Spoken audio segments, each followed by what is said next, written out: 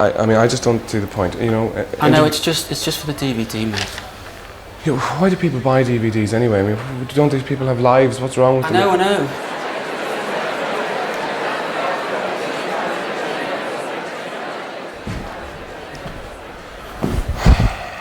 Can I get some tomato soup? No problem. Soup for the artist, please. Tomato. And a vivarium. Dylan, thanks very much for doing this. First question, where do you get your ideas from? Okay, now, you work with some famous actors in your time. Have you got any funny stories or anecdotes? What do you prefer, writing, I don't know, acting, stand-up?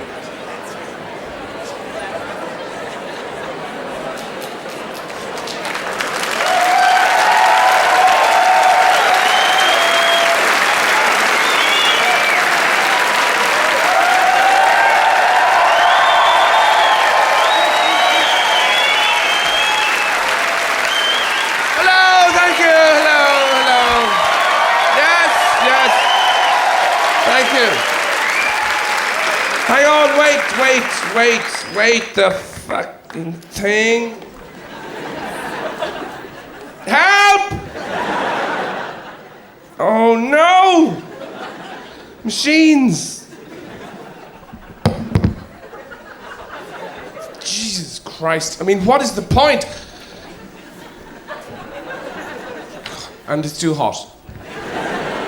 I'm leaving. Now, okay. So, hello, thank you very much for coming, Dublin. There's so many things you can do here now. You didn't have to come out at all, you know, because it's not like when I lived here, you know, with the horizontal rain and 55 guys around 1.5 pint and Grogan's all fighting over crisps. And you know, back then when people all styled their hair with buttermilk and there was 4 tawny yellow piano pub key teeth between a family, and it's all transformed after 18,000 million years of that. It's suddenly become kind of mesh of Barcelona and Miami. Everybody's going out with somebody called Fijuvia. And you know it's a sign of a country thriving and a city being very successful when you can't afford to live there. People say, yes, I've got a very easy commute. I live in the Aran Islands. No problem. We live in a tree, yeah. It's only €400,000. But, so, I don't envy you all that. I'm glad I don't have to deal with that. But it's, you know, hello and everything, by the way. I don't spend a huge amount of time on that because I find, you know, it's one of the portals of conversation people get very, very freaked out about. Because you can use hello, and then after that you're on your own, really. You know, people get scared after hello. They go, hello. Do you want a pineapple? They don't know what to do next. So I just kind of skip it. But what was I going to say? Quickly. I can't remember. I can't do everything around here. Oh, no. Oh, no. I mean, the anti-smoking law, all these things, you know, people get pissed off about them and so on. You asked me about it, but you know, you get used to all those things eventually. It's very, very trivial. I got used to these herbal cigarettes, and it's, you know, there's no big deal about it. These new improved herbal cigarettes that are an amazing replica of the old ones I used to smoke. But no, don't clap. It's too sad. It shouldn't be an act of any kind of, you know, social disobedience to light a cigarette, you know, unless you're actually a doctor working at an incubator. It shouldn't be a big deal.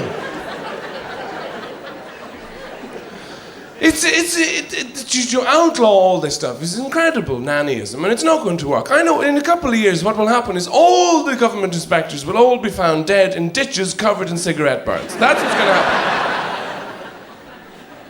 happen. People enjoy what's bad for them, and they always have, you know? Nobody rings up Abracababra or any burger house at 4 a.m. and says, have you got any salad? I want a radish. I just, I need one. Heroin does that to you.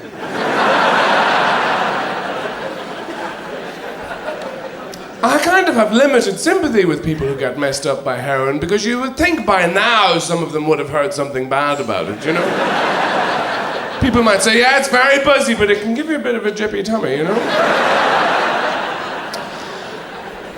And I don't bother with drugs myself, I'm at that age now, I don't need to. If I want a rush, I just get out of a chair when I don't expect it. Forget to give yourself a couple of days' notice before you tie your shoes. Whoosh! What a rush! And no, but you do. You like the things that are bad. Everybody does. And you people go a bit mad, I think, in a city especially, because it gets very stressful. People flying the traffic and people flying around, people go strange. They go for all sorts of weird things that are very bad for them, the gym and yoga and all those highly carcinogenic activities that will catch up with you in the end. Or even those really moronic little books, you get now How to Release the Inner You, or Find the 95 Habits of Totally Effective Tosspots You Don't Want to Talk to in the First Place. Or Release Your Potential, that's another one. Now that's a very, very dangerous idea. You should stay away from your potential. I mean, that is something you should leave absolutely alone. You'll mess it up. It's potential. Leave it. And anyway, it's like your bank balance. You always have a lot less than you think. So you don't look at it. You don't know. Leave it as it's the locked door within yourself. And that's how it should be. Because then at least in your mind, the interior will always be palatial, Wonderful gleaming marble floors, brocaded drapes, mullioned windows covered in mullions, whatever they are, and flamingos serving drinks. Pianos shooting out canapes into the mouths of elegant men and women who are exchanging witticisms. Yes, this reminds me of the time I was in Budapest with Binky. We were trying to steal a goose from the casino. Plum Volleyball. Don't open the door, because it won't be like that. All you're going to see will be one tiny, grey, starveling little cat with diarrhea, sitting on a mattressless, iron-sprung bed, with its huge eyes mewing at you. Smoking as well, probably. As an emphysemic landlady untangles her pop socks in the background. And some terrible guy, the colour of an aubergine, rounds the corner holding a mug of beef tea, wearing a string vest, and says,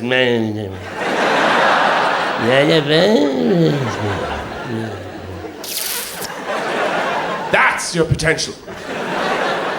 But look at the people who use it, who do actually give it everything, Like great athletes, the Beckhams or Roy Keanes of this world. People charging, running up and down the field, swearing and shouting at each other. Are they happy? No! They're destroying themselves. Who's happy? You, the fat fucks watching them. With a beer can, balanced on your 9th belly, roaring advice at the best athletes in the world. You wanker!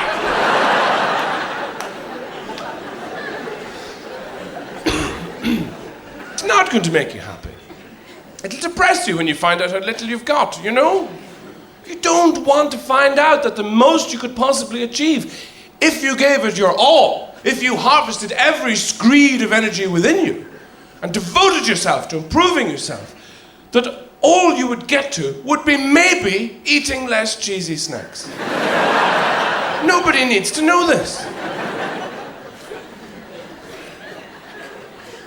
And all those people who do try and improve themselves, they're very unimaginative. The people who go to the gym in pursuit of their ideal body and so on, lifting all the machines and the pulling and dangerous things, and shouldn't be in there. Nobody should be in there. they're in pursuit of their ideal body, but all they come out with is something that's a bit harder and firmer and more tucked, you know. That's boring. I mean, the word here, the key word, is ideal. You could have anything. My ideal body, you know, would be just probably something like one eye. You probably only need one. A kind of sucker thing instead of teeth, because they just give you grief in the end, you know? And a long, long tube with my arse way over there so I don't have to deal with it. That would be ideal.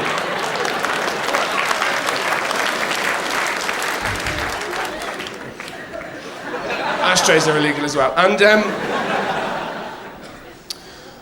you know, or those people who get implants. It's so depressing, you know, people... I don't know, what's at root, the root of that, you know, maybe they want more love or attention or what it is, but they always go for the most obvious place, you know? Here, well, if you really want more attention, why not get them in your eyes? You know? And then move your eyes down to where your nipples used to be, put your breasts up on your head, everybody will pay attention. And looking after yourself is kind of dull. You know, the things you're supposed to eat, the sprouting things that grow at you. Nobody wants that stuff. You can't get it off your plate quickly enough because it keeps reproducing. And you do have to make some concessions, you know, as you get older. I mean, I'm vegetarian, you know, for instance. I'm not hardcore. You know, I eat a lot of meat. But that's only because I like the taste. So morally, I win, as far as I'm concerned. And I don't mess around. You know, a lot of people think maybe I should just eat fish, you know, or be vegan, totally cut everything out. You know, I do things with faces. That's all I want. Give me the face, cut it off, throw the rest away, flash fry the face. I like to interact with my food. And you always win the staring competitions if you eat the eyes. But even that has become something that's much harder to enjoy. Just eating. Because it's been fetishized by this idea of lifestyle, you know? The cookery programs that everybody watches are ridiculous, as so are the house programs. You know, you do not need a fish tank in the atrium you haven't got. And people come in now and they feel under pressure to perform in their lives. You know, who has the time though? Who really has the time to skin the baby rabbit and dip it in the duck's tears and nail it to the garden roof and get to work with the blowtorch so that it has just the right texture, so it matches the tomatoes you squashed that morning using just your elbows? Who has the time? Nobody lives like this. We go around thinking everybody else does, you know? Because what happens is you come in from work, you think maybe at most, if you're getting very adventurous, you will think, tonight we will eat something that has 2 colors in it. But you don't. You end up sitting in front of the television, watching these programs, eating bread from the bag, dipping it in anything runnier than bread. Because there isn't time. There is no time for this horseshit.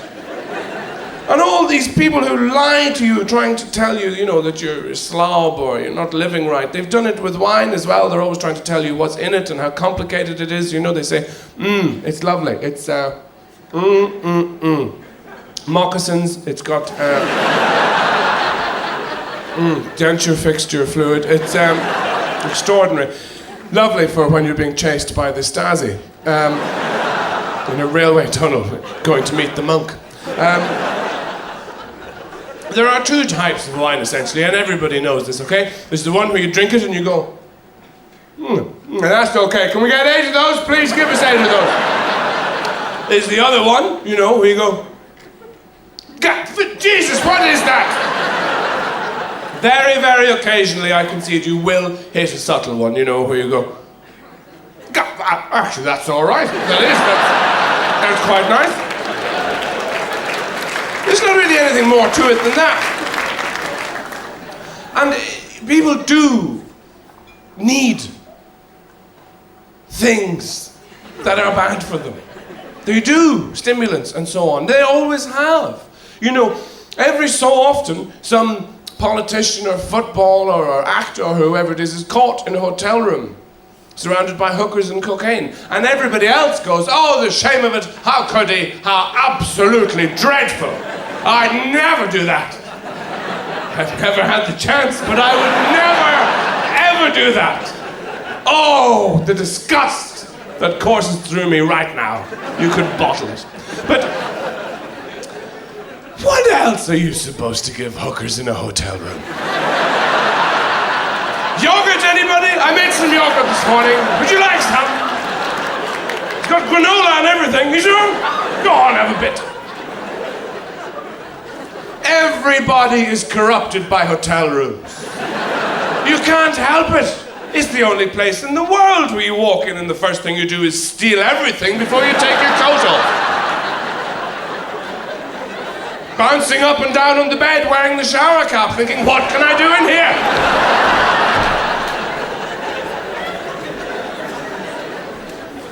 I think it's the phone that does it, because it has pictures.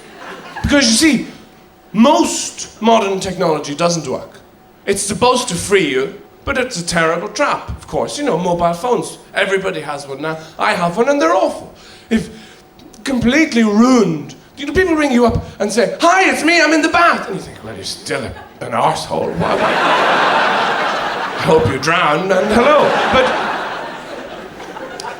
And they've completely dispensed with the whole drama of news, the simple idea of having something to relate, you know, when you could bound in from the garden and pick up the old Bakelite phone that weighed 7 pounds and say, Miriam's dead. You can't do that anymore. You're probably there. Yes, her head's rolling back, her spit's coming out, her eyes are going everywhere. Here, I'll take a picture. See what I mean? She's fucked. It's the same. It's the same with the internet. People look at me, and then when I say no, I don't use the web. I can't, which is true. And people look at you like you just fell out of a tree, you know, and they're appalled, and they say, well, why not? You know, you can't be up to date. And you think, well, how can I be any more up to date? You know, I'm alive now. That's pretty current where I'm from. I don't even like the bank machines. You know those things, the ATMs, you stand there at 1 a.m, trying to keep it in focus, and it starts asking you questions. Are you happy with your mortgage? I don't know. I'm not sure about this sausage roll. Huh? Do you want to check your balance? What are you, my mother? Where's the button with the picture of the pint? With the bottle. That's why it all happens in the hotel room. You can't help it. There are pictures. You see the button of the picture of the guy with the plate, and you push it, and he arrives with a sandwich. And you think, yes, I control Sandwich Monkey. I live in Magic Land. With my Wizard of Oz phone. Now, of course, you have to watch it, you know. You can't do it all. It all catches up with you. And, you see, it's very strange, though, because you do sort of measure it by how much messes you up. You know, when you're young, you go out, you can do anything, you drink battery acid all night, wake up and have a fight. And your hangovers aren't so bad then, they're quite direct. You know, they come in and they're like bailiffs. And they just say, you were very, very stupid last night. Get up. Get into the kitchen. Oh, I'm sorry, I didn't. Shut up, get into the kitchen. What am I allowed to do today? Crying mainly. But when you get a little bit older, it's really evil because you wake up and you think you're fine. It's a beautiful day. Birds are swaying, the trees are singing. Beautiful. Might go for a walk later on. Go to the seaside, maybe. You start to believe your own bullshit. You think it must have been that sandwich you had on Wednesday. I know a thing or two at this stage. It lasts until you get about as far as the kitchen door, then all the goblins just go, and you cough and die. And but you see, you measure what a good time you had by how much it fucks you up. You go out tonight, get ripped, get shit-faced. You'll wake up tomorrow, somebody will talk to you and say, how was last night? You'll say, it was fantastic. I can't see. No sense of sensation, no feeling, nothing, no sensation on the left side of my body. It's all,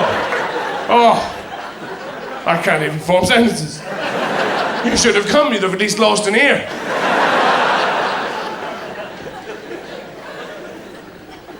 A lot of it depends on how you are poisoning yourself. The best thing, really, is wine, I think, because it's quite slow release and imaginative, and and you can eat and things and talk to people, and then after a while somebody will say, I know!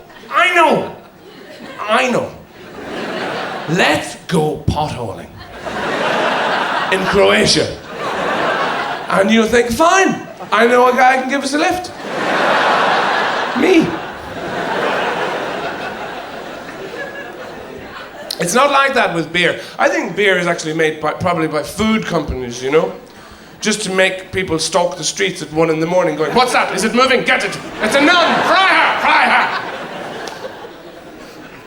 And vodka is very, very deceptive because they market this to children now, 3-year-olds. And it's very evil because it's a very deceptive drink. You drink it and you think, what is this? This is pointless. You can't taste it, you can't smell it. Why do we waste our money on this bloody... Why are we on a tropic island? What?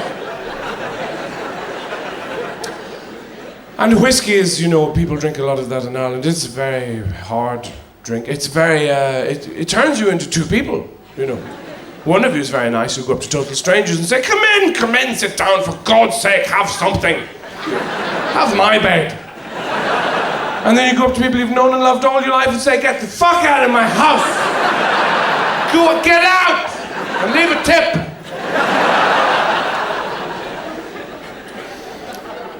But the most dangerous drink is gin. You have to be really, really careful with that. And you also have to be 45, female, and sitting on a stairs.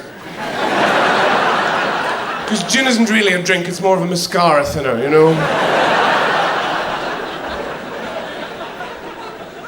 Nobody likes my shoes!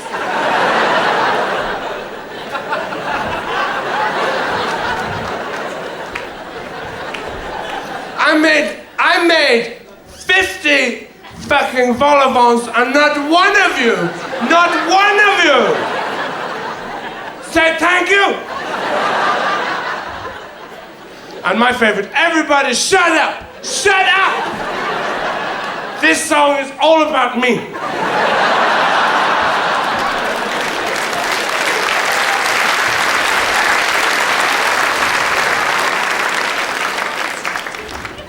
Oh, what fun. But, there are times as well when you think it's a particularly Irish phenomenon, this way of going. People do it in Britain as well, and all sorts of places, Nordic places, lighthouses, Wales drink. And you do sometimes think, I don't have to live like this. I don't have to do it. Could not, Well, no, you don't think about it for that long. But it does cross your mind. I mean, it changes as you get older, I think, because you can't do all that stuff all the time. And then you get a little bit older, and maybe you have children, and you get roughly more responsible, I suppose, or more enraged, anyway, and frustrated, thwarted in your own life. And because children are very, very over-sentimentalized, really. They are, aren't they? All the mini stuff. And what are they? And the charities they have. They go on and on and on. Children who need another biscuit. Children who want their own Jeep. Children in need. When is the last time you saw a child who wasn't in need? When is the last time a child said to you, actually, that's enough raspberry tart for me, thanks. I'm just going to go and clean the car, okay? What are they really? Children. Midget drunks. That's what they are. You know the odd people who greet you in the morning by kneeing you in the face? Talking gibberish! And you hate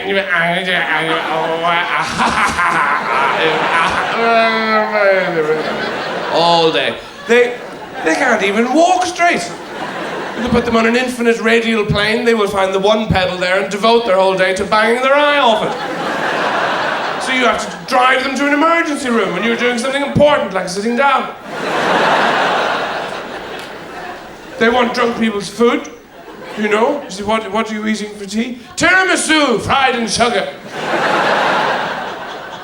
They talk like drunks.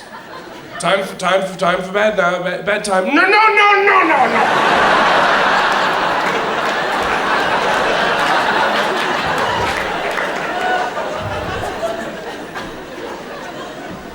Get into the bath. No! Get out of the bath. No! Do something that's not mindless violence for 5 seconds, will you? No! In Britain, they passed that law. You know, you're not allowed to physically educate your child anymore. And I was rather saddened. I used to bound home from work to strike my children. But, keep in touch, but there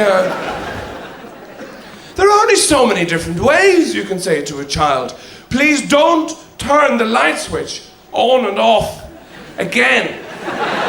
You have absolutely nailed down the principal finding of this experiment. When you turn it off, Daddy can't see anything. He stands on your toys trying to find you and kill you and breaks his foot. Children know the power they have then, you know?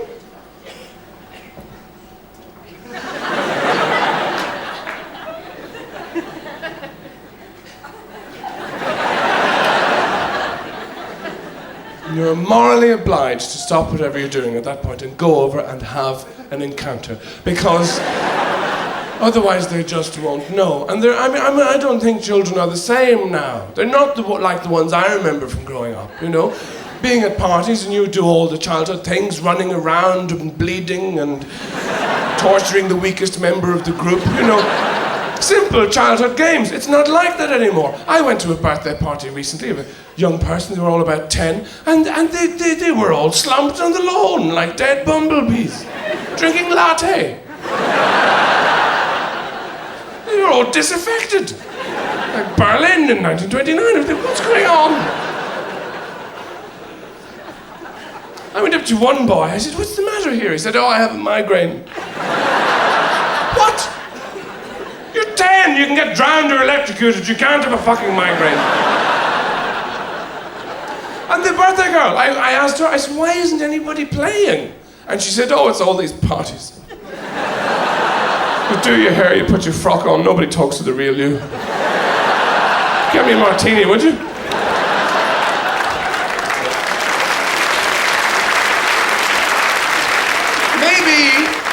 Maybe it's just sophistication, you know?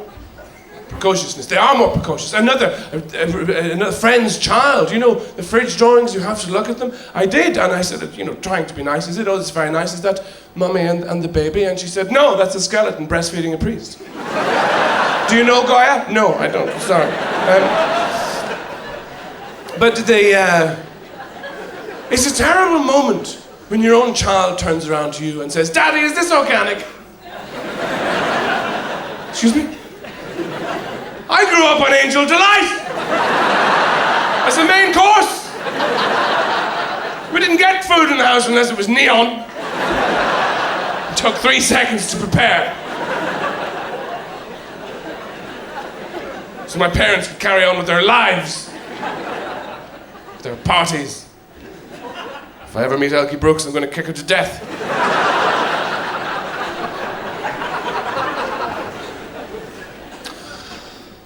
I mean, I'm jealous, hugely jealous of my parents' generation. They got everything right, you know, those people who became couples then. And the couples, that's another thing. Nobody tells you this, that you get couples as friends at a certain age because of children. You know, your child decides they want to play with another child, so you have to meet the owner. And have it round to your place to eat your stuff. Or go to their place where you can't relax, just because it's always bigger and nicer and cleaner. You're standing there in the bathroom thinking, I can't relax here. These people have no pubic hair anyway. We have pubic hair on the ceiling. And they're so incredibly competitive, you know? All this stuff, and you arrive. This is the hall, this is the kitchen, this is the living room. I know.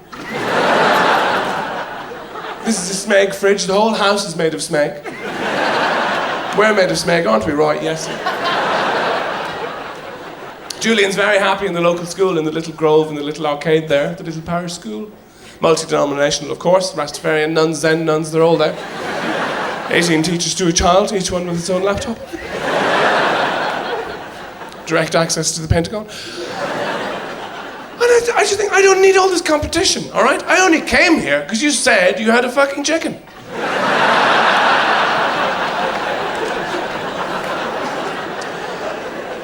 But my parents' generation, you know, the baby boomers, the post-war people, they had everything. They had it right, you know, because they came to sexual maturity in the 60s, and the government said to them, what do you want it now? And they said, oh, I don't know, how about the pill? Could we get the pill? You know? I said, sure, there you go. So what else is going on? Well, there's music, fine, here's the Beatles. The Stones are coming in later this evening, there's the Velvet Underground. Janis Joplin has just gone to lunch. So, if you want something to do in between now and then, I'd grow my hair and fornicate if I were you. If things get slow, you could always paint your houses brown and orange and discover the avocado. And then when it was my generation's turn, when it was our goal, you come to sexual maturity, and you say, what's going on, what do we do now? Don't fuck anybody or you die! Never mind, here comes MC Hammer. Not exactly a square deal. I mean, I have tried, believe me, I have tried to like rap. And it makes me feel so very, very old. I have tried to get home with the Downies.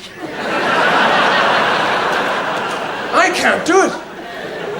I understand blues music, you know? It's wonderful, a story of a people's disenfranchisement.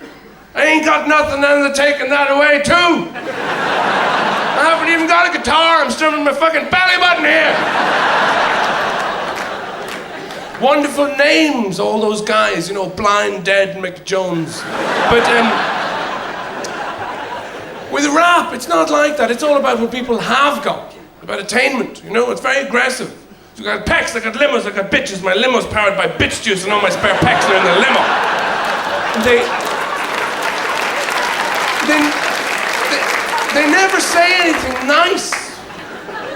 Ever. It's always, I'm gonna fuck you up, I'm gonna dig up your dad and shove him up your mum and drink your blood from a drinking cup, you fuck!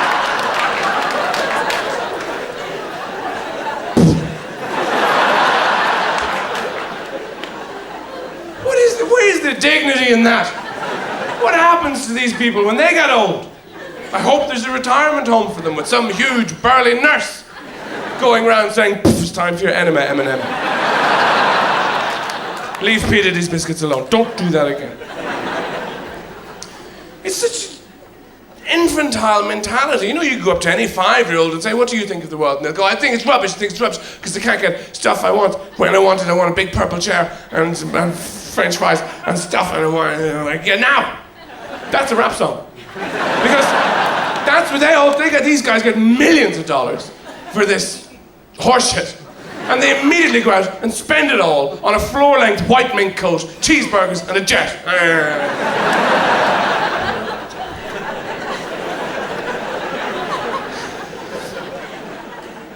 I was in this bar a couple of years ago. I will never forget this. It was called, I don't know, the song came on rather. And it was because the bar was terrific, it was empty, you know? I went in, I had a paper or a book with me, I just wanted an hour, you know, to sit and be. And it was wonderful, nothing nicer than an empty bar. And then this song came on. I will never forget it. It was called The Funk Soul Brother. I'll always remember that because it was also all of the lyrics. And It was that school of songwriting, you know, very easy on the words in case they get wasted. I don't know what, there's a shortage. And it sounded like a million fire engines chasing 10 million ambulances through a war zone, and it was played at a volume that made the empty chair beside me bleed. And it went, the Funk Soul Brother, right about now. Yeah, it's the Funk Soul Brother. Check it out. It's Funk Soul Brother, essentially. He's coming at you. Funk. It's the Funk Soul Brother. And after a while, I began to penetrate the meaning of this song, you know. I gathered that somebody was about to arrive, and everybody else was terribly excited. Maybe he was bringing cake or something, they didn't say. But you see, the thing is, he wasn't there yet. That was the hook. And I'm not saying it's a bad song, you know, or anything like that. All I'm saying is that you could get, I don't know, a broom, say, and dip it in some brake fluid and put the other end up my arse and stick me on a trampoline in a moving lift, and I would write a better song on the wall. That's all I'm saying.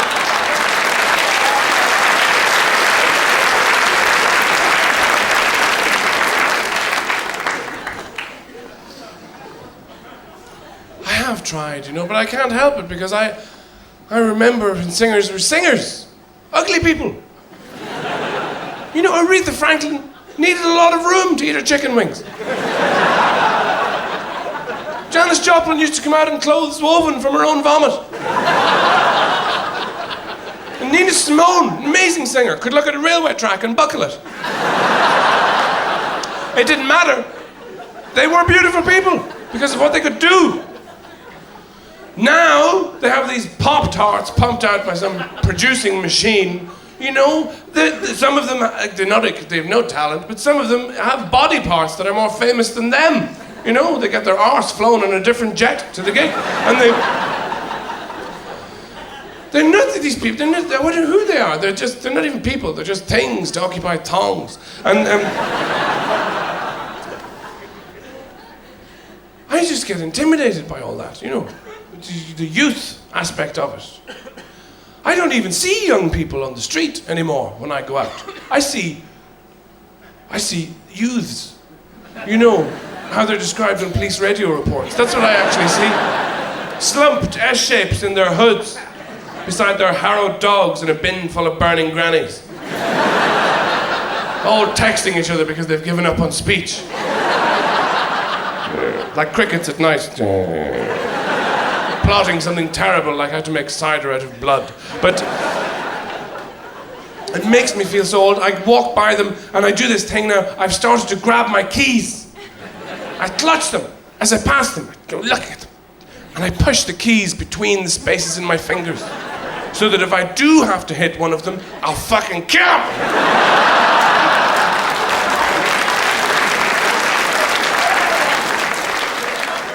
In that bar, the nice, very nice young lady who served me, she had all the facial jewelry and everything, you know, the knuckle dusters and stair rods and nails of Christ in there. And even their clothes intimidate me. Her t-shirt said Mongoloid Porn Inferno.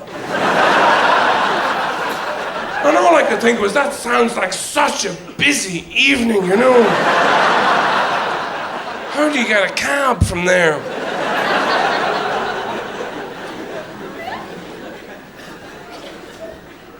Frightening, all very frightening stuff.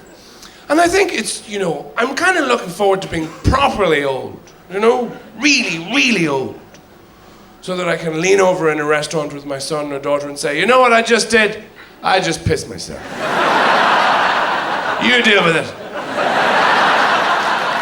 Then carry on telling me about your job or your divorce or whatever the fuck it is. I'm not really listening, to be honest. Which one are you, Siobhan or Simon? I can never tell. Because old people do that thing of, you know, when you talk to you, they can be very annoying when they forget your name and tell you the same story 50 times. They don't forget your name. And they know they've told you the same story. They're enjoying that. They just want to see how much you want to inherit the walnut cabinet. That's all that's about.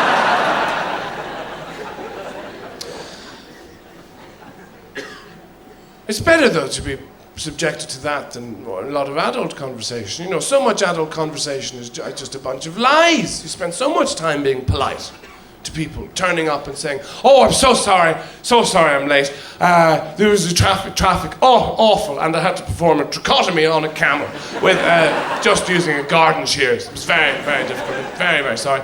Just be honest with these people. Come in and say, "I knew you were here." Do you know where I was? I was at home. I had a bun.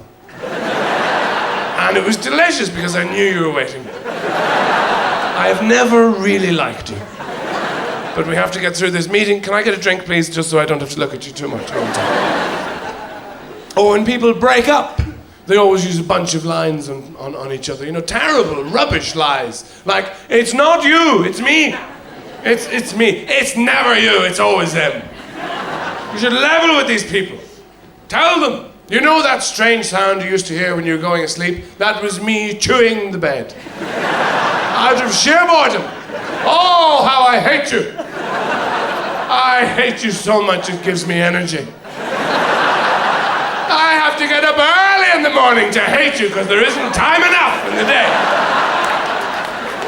Please go away.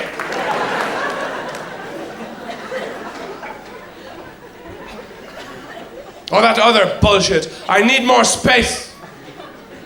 People never quantify exactly how much space they need, do they? But strangely enough, it all seems to be the exact same height, depth, and breadth as you.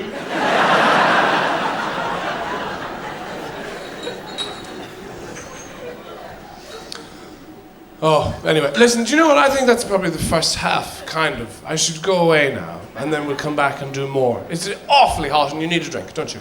Yeah. All right, I'll see you in a minute. Bye.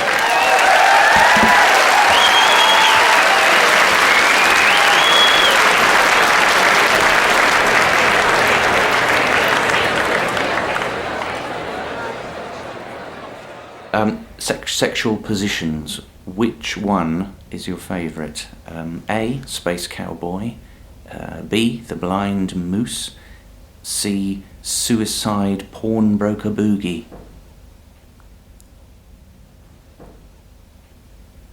Right, I've got, what's the valency of beryllium?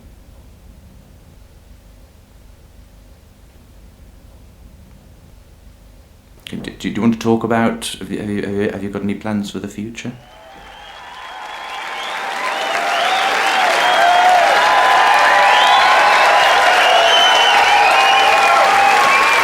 Right! Okay, so, what were we saying? Oh yeah, Iraq! Now the thing is, I found all that very hard to follow, you know? I mean, I'm not going to talk about Irish news because I don't know it, to be honest, at the moment. But I mean, from what I remember of, you know, when I was here, when I was properly Irish before I betrayed by leaving, that the news was always things like, "We're building a bridge, but we don't have any river to build it over, so it's been cancelled and we're not going into work anymore," and that kind of thing. International news is more dramatic somehow, I find. And I know I'm not very political. I don't understand. I don't pretend to understand most of it. Okay, I don't even like the people involved. I think that they remind me, the sort of people who are drawn to politics remind me of the sort of people I used to live with who would leave notes. In flats, you know. Like, "We're out of coffee," don't mean to make a big deal about it, but it was mine, because it was on my shelf, and it was taken from there. So, if anybody feels like replacing it at any time, that would be okay with me, underlined, Tina. Or please remember to leave the bins out in the bin leaving out area, which is marked bins. Tina. I used to end up leaving the odd note for Tina myself. You know, "Dear Tina, everybody hates you." Including people you haven't met yet. Your mum called just to say she's so glad she didn't hear from you. You can't be doing that. Politicians say terrible things about one another. They're always calling each other names. You know, there's that woman, that English minister, Anne Widdecombe, who said about the leader of the Conservative Party, Michael Howard, there's something of the night about him, which is a great phrase, actually, but she said it. And she's one of those people whose looks are remarked on, which is totally unfair. But her voice sounds like a stegosaurus with its arse on fire. Or somebody being drowned over a period of months. How do you get that many fingernails on one blackboard? And you can't help it, once you're over the age of 30, you end up watching the news programs, you know, Newsnight or whatever it is, because no other experience is going to make you that bored and angry at the same time. I hate him! He comes out every time, and he comes out, and he goes, no, make it go away. Because you can't watch the American news, you know, the CNN or Fox stuff, because they're just so terrified that you'll get bored and wander off and flip channel. They're so patronising. That's why they have the programmes presented by 45 guys. Hi, I'm Ted, I'm Bob, I'm Ralph, I'm Dick, I'm Dale, I'm Nick, I'm Will. And they keep changing all the angles of the cameras. I'm over here, I'm at this desk, I'm standing here, and Wendy comes up from under the desk with the financial weather. Because this is ridiculous. The only place I think to get your news is BBC Radio 4. It's a great institution. It's almost too good, though, because you get up in the morning and turn it on, you know, at about 7 or 8, and you can't really find your elbow yet. And there's the guy, John Humphreys, who does a lot of the interviews, and he sounds like he's been up since about midnight, jogging on the spot to accuse people you've never heard of lying. It's very aggressive right from the off. You know, you turn it on and he goes, don't lie to me! Don't lie to me! I've been doing this for 45 years. What do you think I am, a fucking turnip? But because it's the BBC, they mix it up with total whimsy. So they go from that over to a woman called Jenny Murray, who's talking to some people who once walked into a haystack and bonded and set up their own knitting factory publishing company. And then it's back to Andrew Marr, the political editor, outside the Houses of Parliament. Somebody says, you're there, Andrew, we understand you're outside the Houses right now, standing there in shoes. What's going on? He'll say, well, a bunch of guys came out, you know, and they accused another bunch of guys of lying, but then the guys who were accused of lying countered with their own allegations. And then the original accusers countered with counter accusations. Then a very, very old man, we think he's a judge, we're not sure, came out and said that the original allegations were in fact true, and every subsequent exchange was in fact entirely false. But he himself is wanted in 87 different countries for lying to children and people he dug up just to practice lying. And then, wait. And then, it's back to John Peel. Hello, have you ever licked the underside of an ice cube? Well, Norman Worrington did, and he was born in a coal bucket in Shrewsbury. Tell us all about it, Norman. Well, I began to mount my own knees from the age of 5. And then it's back to John Humphreys. Where are the bombs? Where are they? Am I a bomb? Is this pen a bomb? Get up so I can kick you again, you lying fuck!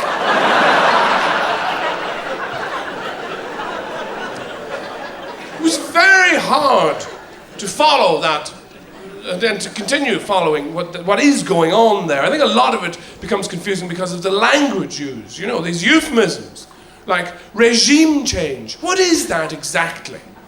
It sounds, you know, like one of those TV makeover programs, but for a whole country, where all the soldiers are going, not yet, wait for it, wait. Just stand over here, wait. Now, oh, I love it! They're burning the murderer, it's fantastic! It makes such a change from waiting to be tortured. Oh, we can get that too! Oh, fantastic! And then, you know, there was this enormous wave of anti-Americanism when the thing started, and it goes on, you know, mainly in the world.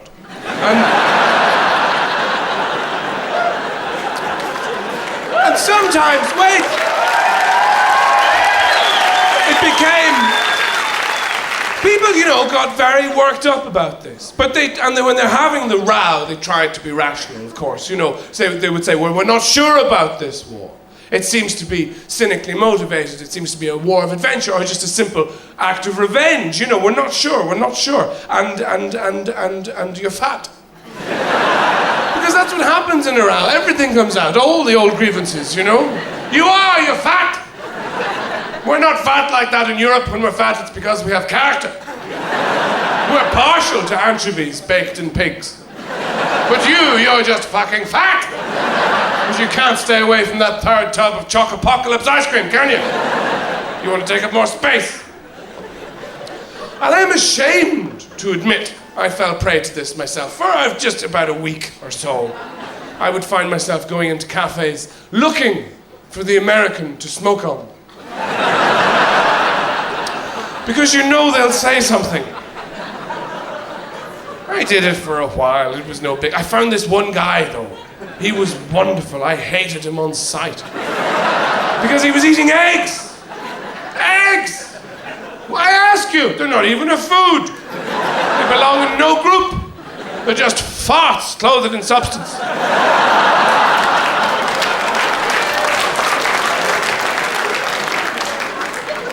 So I inserted my breakfast and lit it.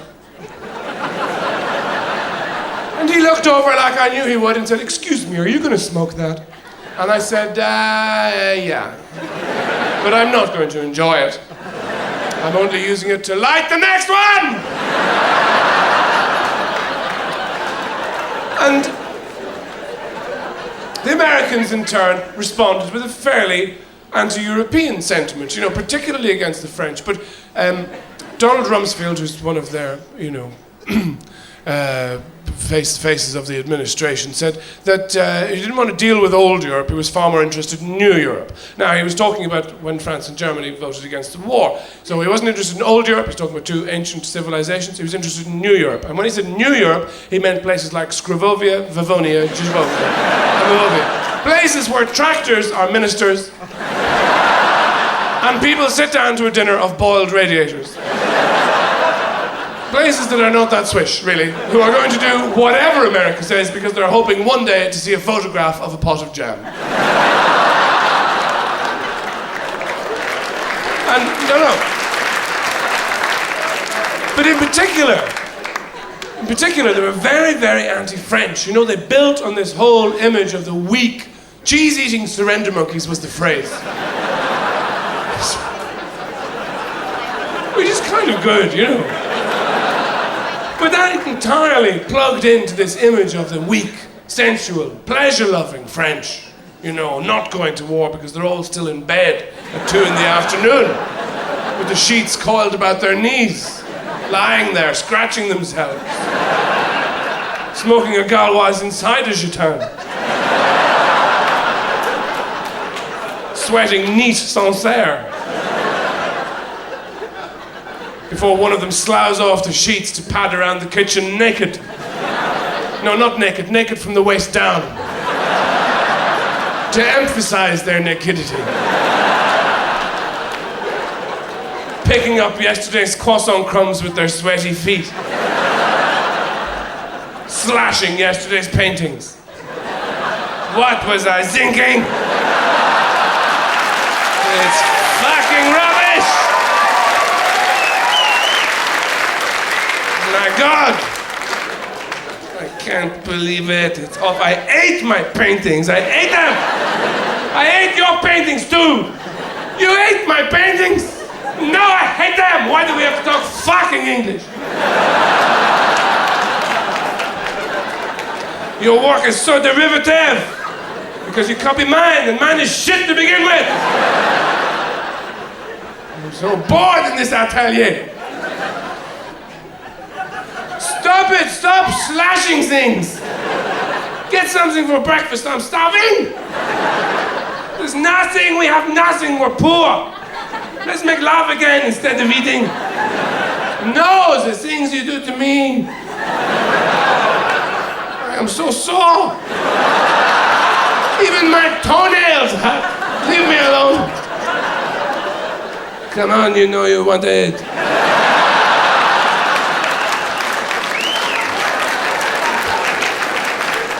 No! Get me something to eat before I die!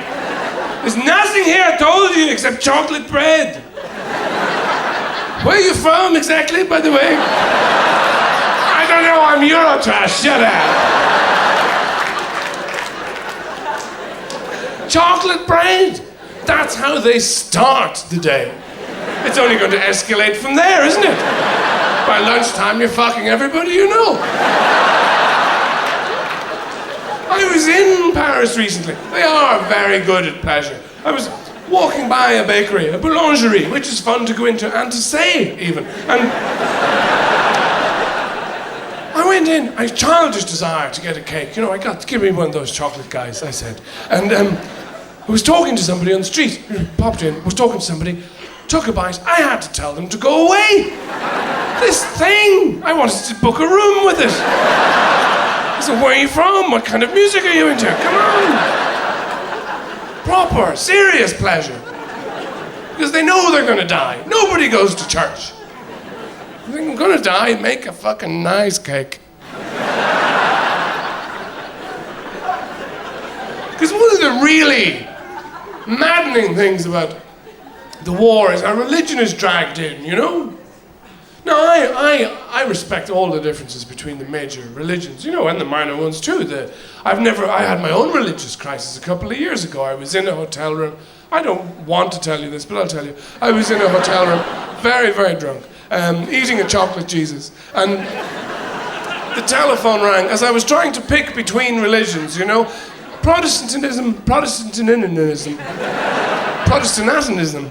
C of E, Church of England. I've never really been that attracted to because it seems to be mainly based on tea. Catholicism obviously has much more drama built in. You know, there's robes and a guy and candles and weird lighting and a child and wine. Stuff's gonna happen. Speaking as one of the few of my peer group who, you know, wasn't abused. I used to think there was something wrong with me. Turn up in school in hot pants.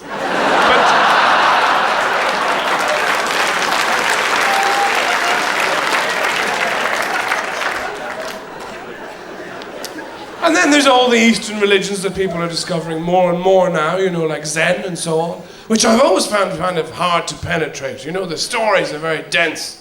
The parables are fairly gnomic. And they say two monks are walking over a bridge, and one of them says the cherry blossoms are falling all around them, and one of them says, you know, I'm very thirsty. And the other one says, yes, but I'm quite tall. Did I miss something here? So I respect all the differences, you know, but I would say that if you believe in any of it, you're a moron. Because, the thing is, to me, it really is just people talking about their imaginary friend. At length. Somebody who's not there. Have you met Cedric? No, I haven't. I never met.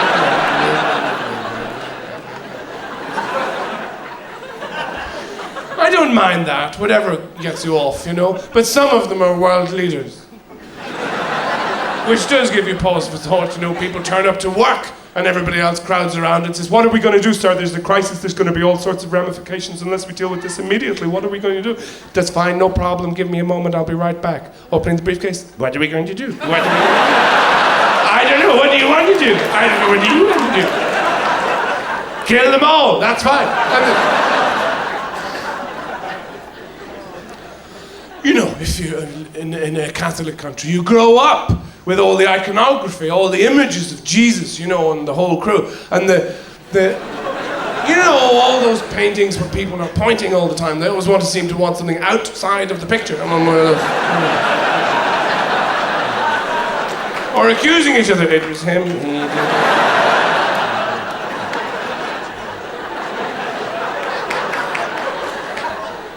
Very sensitive people going, whoa. And the Stations of the Cross, you know, after years and years and years of seeing all this, all those images are emblazoned on your mind. You're never going to forget those, you know, Jesus on his way, buying the nails, and stopping for a shave, and, you know, so just things, paying bills before he goes and everything. You're never going to forget it. They say that Jesus speaks to you. He did speak to me as a child, and all he ever said was, "Ow! Stop it! Carrying the vinegar and everything, go away!"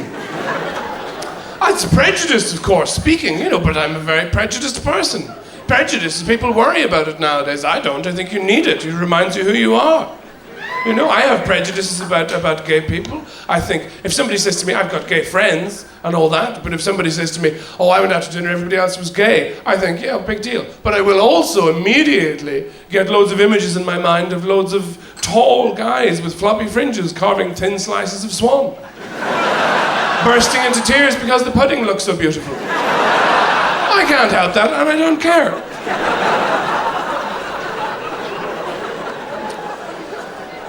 But I didn't even know about gay people for a long time when I was growing up. Much older than I should have been, because it was euphemisms.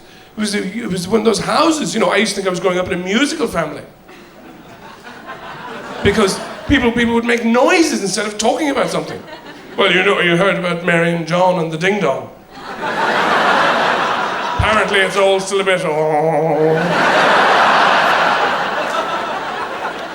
And sometimes they would employ a phrase, if, for something specific, if you can imagine the idea of somebody being gay, they would have a phrase, but it would always be pretty unhelpful, something you'd never heard of before, You say, well, you know what they say about John anyway. Well, no, I don't. What do they say? Well, apparently, he's. Oh,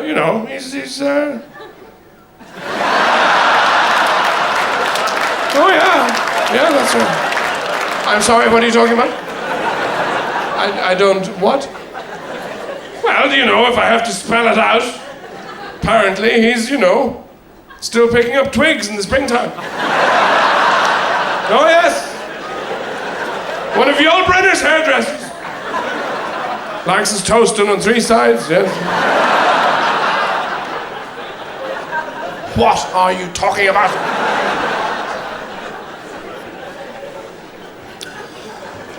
Because all that language can be amazingly confusing. Again, in the military, they use them all the time. All the regiments have their own mottos, The most famous one being the SAS, death before dishonor. Death before dishonor. I always used to wonder, hey, exactly how much dishonor are we talking about here? Because I can handle quite a lot. I would, for instance, fillet a Smurf. Before I'd pick death. And cook him a little Smurf omelette as I was doing it, I'd be very happy to do that. Season it with thyme and everything. I wouldn't mind listening to his happy, satisfied Smurf lip smacks.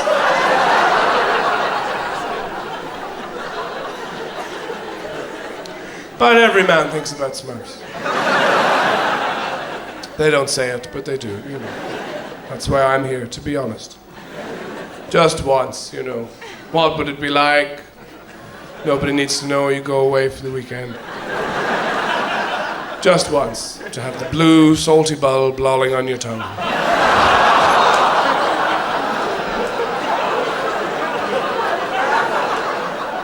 If I don't say it, nobody else will.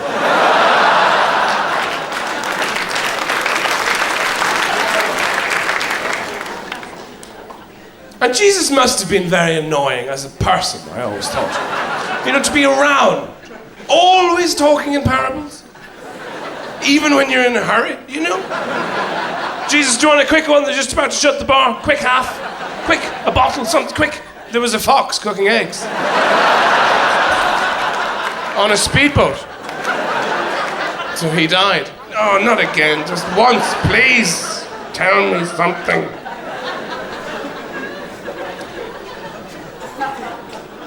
Now, anyway, all that aside, I don't, pay very much attention to it anymore. People. I mean, that's, the reason you are prejudiced, the reason anybody is prejudiced is because, other people don't agree with you all the time, and that's where the fault lies. Because then you get into arguments, and I don't like arguments. Men don't like arguments at all. That's why there are more men in the army anyway. Because women might have an argument and they might be louder, there might be more crying, there might be more of a scene, but they will work through whatever needs to be worked through. Whereas men avoid confrontation. They go, I can't, he's going to come in, it'll be all...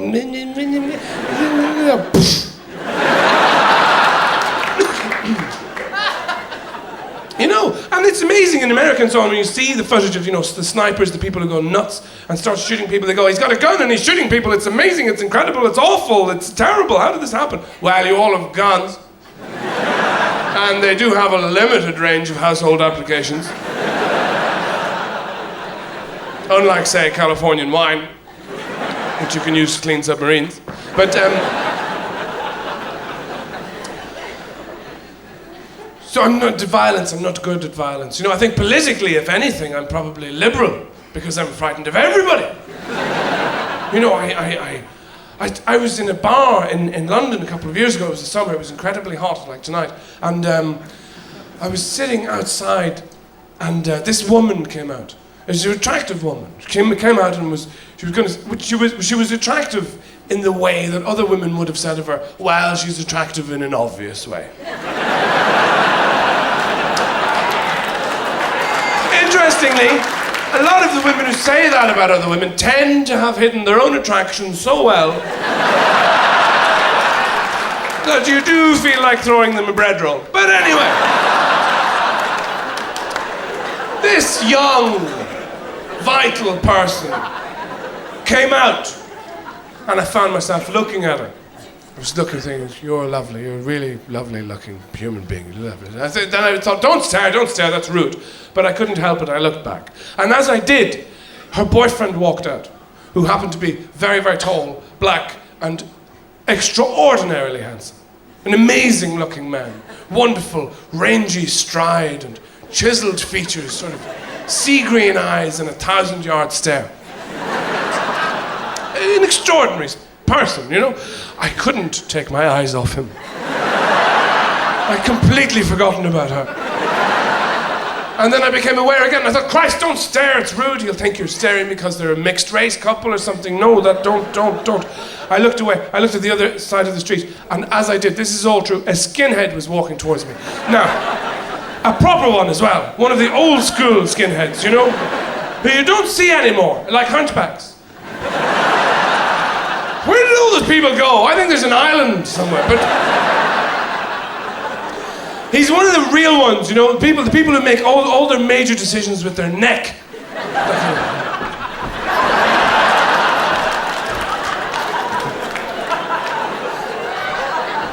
Tattoos on his teeth. And I thought, fuck, he's gonna hit me just for being alive. I can't look there, I can't look anywhere. And I thought, oh no, he'll walk by and he'll say something dreadful to these people. And I hate these situations, it's gonna be awful. Oh no. He did catch up. They all started chatting, they were friends, they knew each other, and I overheard one of them say, I hope that drunk doesn't go mental. So,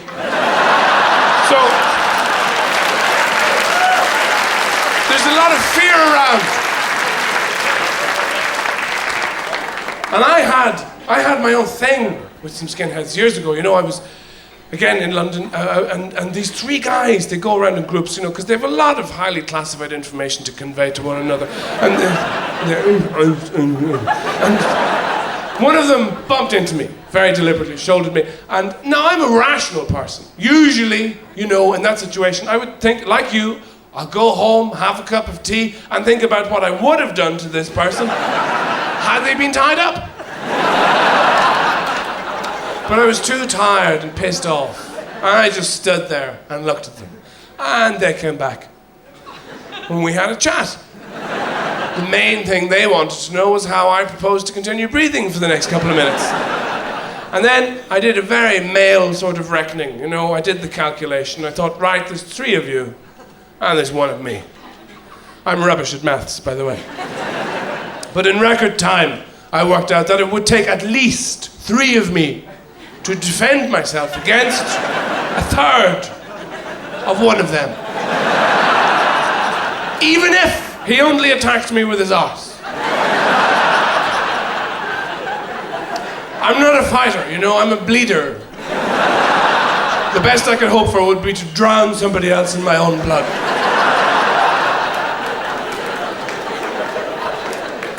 if I don't drown myself before. You know, I'm not very good at dealing with those kind of things you're supposed to get good at fighting, and I can't even swim.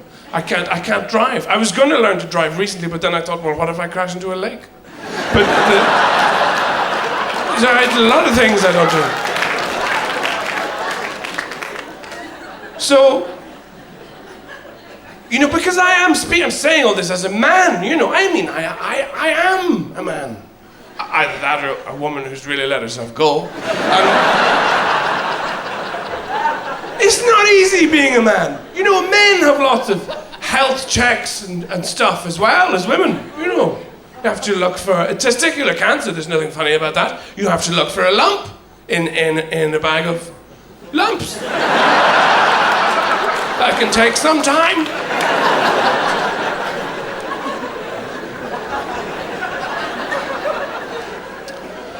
Male genitalia is particularly awful. You know, I think when women were being designed by God or the team of Italian gay men or whoever isn't there,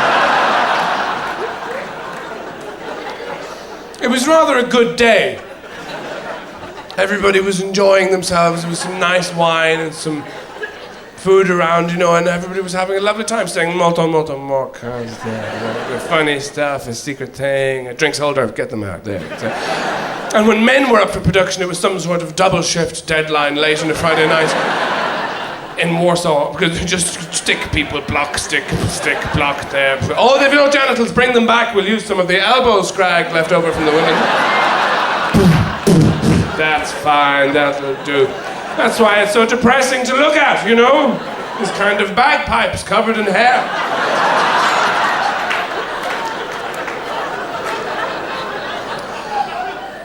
And they say, you know, after people make love, that there's a kind of melancholia that descends on them, le petit mort, you know, the little death. Well, I'm here to tell you, after a romantic night in with yourself, there's a very acute sensation of failed suicide. And I think a lot of that, if you're male, is just because of the quality of the gear you've got to work with. You know, it's horrible looking. I mean, it sounds like some kind of deep-sea fish that ate its own arse after about an hour.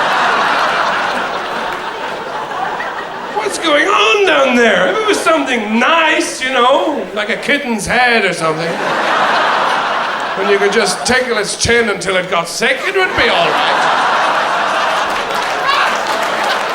You know.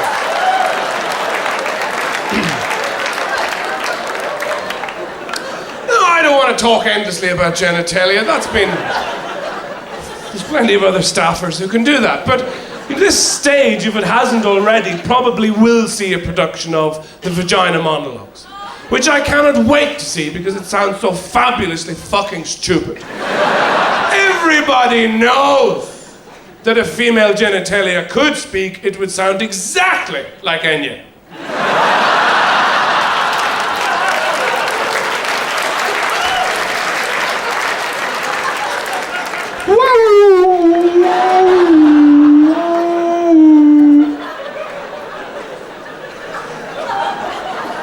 You know,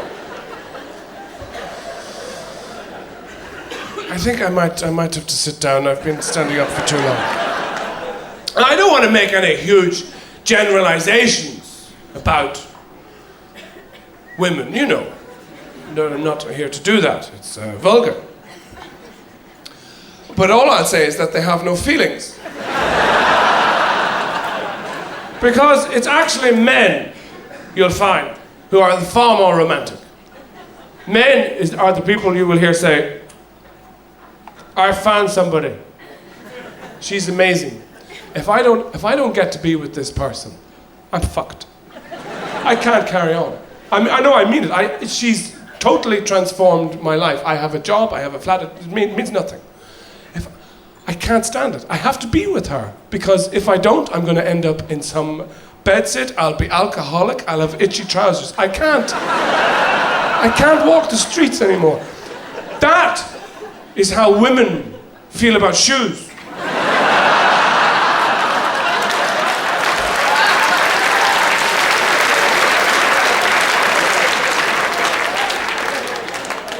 And there are times, you know, you realise how unfair it is, you know, in the gender divide with arguments. You know, it's men and women shouldn't be allowed to argue. You know, people in gay marriages can argue, that's fine. Although, you know, I would imagine there are problems in gay marriages or long-standing gay couples, you know, with two guys, one says to the other, are you going to pick up that jacket? It's been lying there for ages, I'm cleaning up around here. And the other one would say, no, I'm not. Well, why not? Why should I do everything? I'm a guy as well, fuck off. And the typical heterosexual male view of, you know, female gay relationships is that there couldn't possibly be any problems in them. There are more than two breasts in the room at any one time. What could possibly go wrong? If a bill or something arrives, somebody might go, oh, this is terrible. How the fuck are we going to pay this? And the other one will go, yeah, I know, but look. So, you cannot overestimate how infantile men are about sex. Men are people who have sex because they have a headache. Or are on fire, or have been shot in the head, or whatever it is.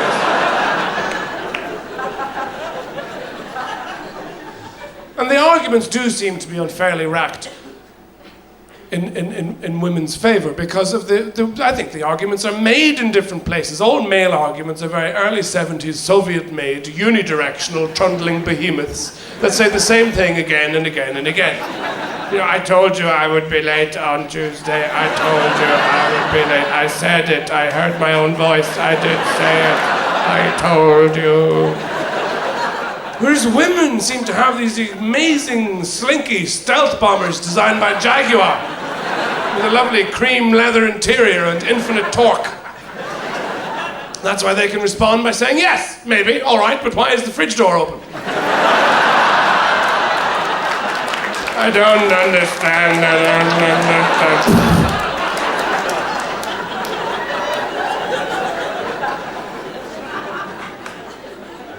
There are times, I think, when every man gets very envious of women. And you want to be a woman sometimes, just to be able to say the things they say, you know. I asked a woman I was with once, simple question. I said, have you ever eaten pheasant? It's direct, isn't it? It's enclosed, it contains everything that needs to be said. And she said a wonderful thing.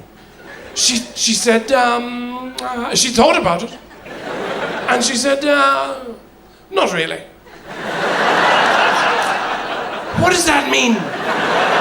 On any level? Did you suck it and throw it away? Did somebody drop it in your drink? What happened? Was it a speeding car? One lick? What?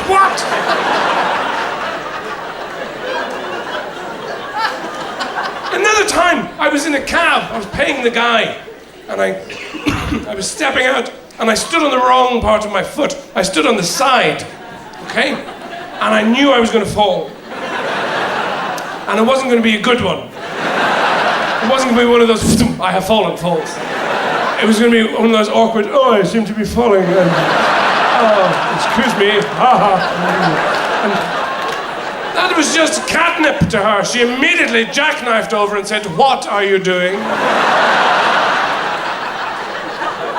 Oh, you know, I'm just killing time till you get your bag.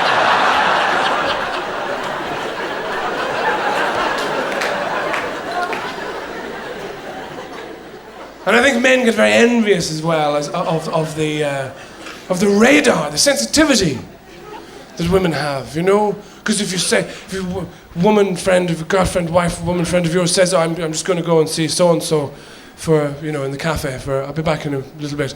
And they come back and say, well, how was so-and-so? Say, oh, she's not so good. Not so good. Early onset diabetes. And she's having an affair, which is, you know, complex. And there's a very, very good chance she's going to lose her job as well. And you say, what, that's incredible. You found all that out in 15 minutes? She told you all this? Oh, no. She didn't say anything, but she didn't finish her tea.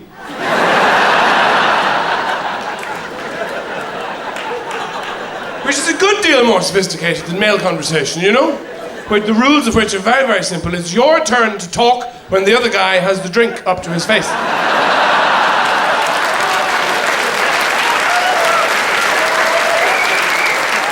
20 takes it away again, he might be on, you know? And you have to stop talking. And of course, neither of you can listen to one another when the other one's talking because you're drinking and your head's filling up with fluid.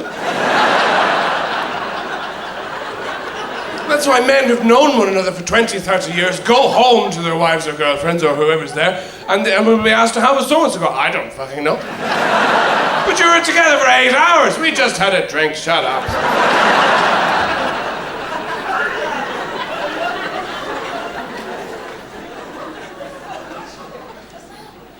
The deal, though, the life deal does seem to be very hard.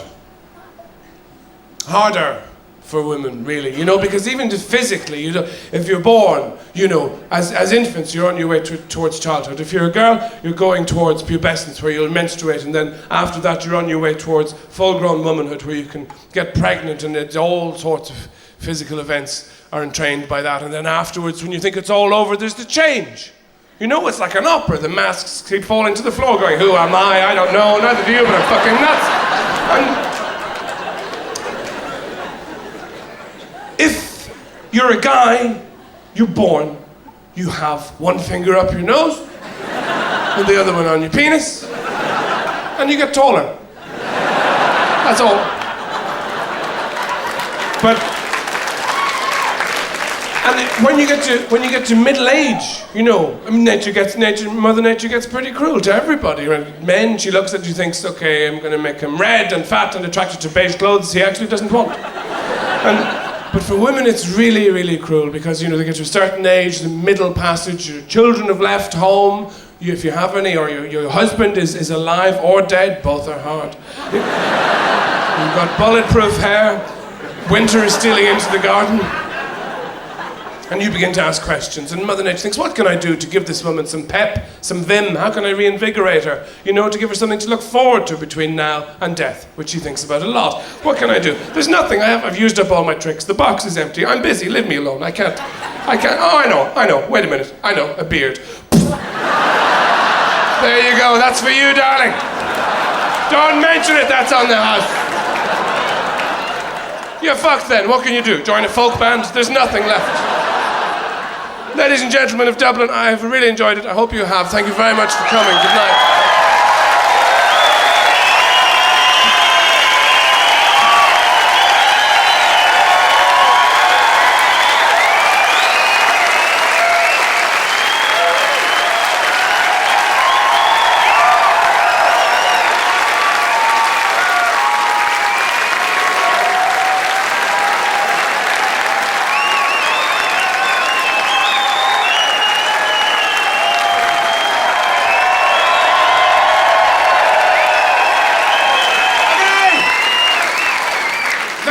It's rubbish, isn't it, all that pretending to go away thing? Back there on my knees going, please justify my childhood. Very pathetic. But now, it's the summer, as some of you will know. And a lot of you are going to go away. And I've just come from touring up and down Britain, and I've been some other places. And you know, it's amazing with accents and so on, how you can hear each other from miles away. You know, it's very easy to recognise your own kind, really. Some of the voices are very hard to relax around. You know, like Cockney, I've always found a bit tough, because even if somebody says something nice like, "Do you want a can more tea?" You think you're going to die, you know. The one that's the hardest actually is the estuary voice. What they call the estuary voice, which is a sort of London orbital area towards Essex and going east, I think. And it's a very strange one. It's very boneless, you know. It sounds, everything everybody says sounds like they're saying, "No, I don't think I'll have that one. I think I'll have the other one. It's a little bit milder." You know that if you hit them, they'd splat. And but when English people go away, they recognise one another very easily. You know, they go to France or Spain or Italy and blend into the environment. You'd never know they were there. You sit there enjoying the atmosphere, talking to the waiters, saying, "What do you mean it's now fucking chips? I'll come here on a plane, you cunt." I got children here. What am I supposed to do with this fucking tomato fiasco? What is that? You dago fucking... We're leaving. And Americans find it very easy to recognise one another because the voice does tend to carry. If you think about it, you've never had to say to an American, I'm sorry, what was that? Come again? But with Irish people, there is a thing, there is a phenomenon, and you see this all around the world. You can go anywhere. You go to Los Angeles or Seoul or Tokyo or Minsk, anywhere. You see Irish guys and you know they're Irish because of a phenomenon called Irish hair. And it looks like this.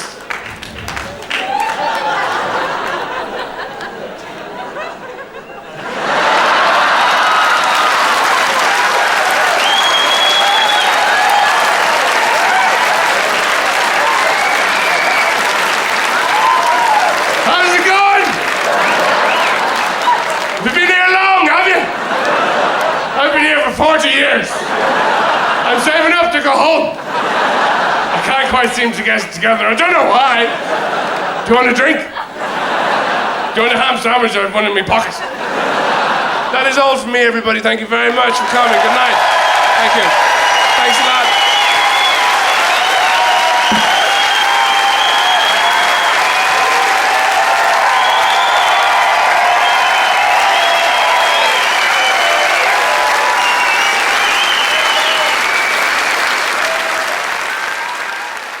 Can I get a photograph of you licking my brother-in-law's knee? For charity? Okay, big ones, little ones, or millions of tiny ones. Yeah? Mick, this man, he's upsetting me, can you? Okay, that's it. Right. Everyone out. Right, no. Okay, that's it. I've Everyone got out. what I wanted.